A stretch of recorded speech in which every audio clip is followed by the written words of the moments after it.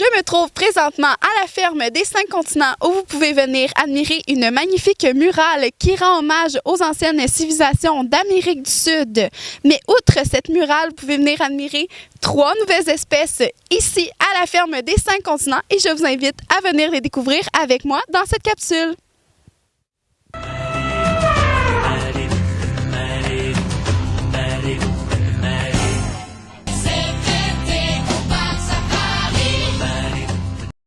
Je suis présentement avec Sophie Dumont, zoologiste au Parc Safari. Bonjour Sophie. Bonjour Christina. Alors, on est ici pour parler des nouvelles espèces dans la ferme des 5 continents. Alors, on va commencer par le marmousset ou le ouistiti.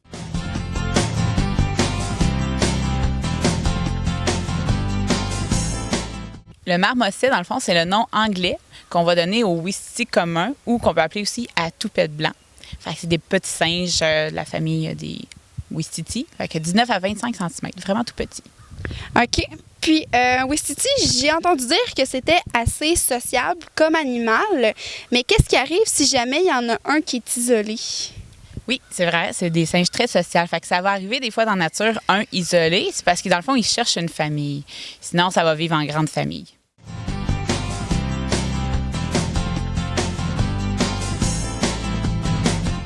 On va parler des capybaras, qui est le plus gros rongeur au monde. Mais dans le fond, c'est quand même un gros animal. Donc, est-ce qu'il y a des prédateurs? Oui, le capybara a plusieurs prédateurs. Il vit au Brésil.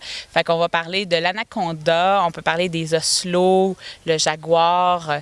Il va y avoir aussi l'aigle harpie. Fait qu'il y a quand même quelques prédateurs, oui. OK. Puis quand que justement ces prédateurs-là veulent le capturer, qu'est-ce qu'il fait quand il se sent menacé? Fait que le capybara a un peu été inspiré de l'hippopotame, on pourrait dire. Quand il se sent menacé, il va faire un petit cri, puis il va inviter tous ses confrères à aller dans un étendue d'eau où ils vont s'immerger, puis on va juste voir le nez et les yeux sortir. Fait que c'est leur méthode de cachette.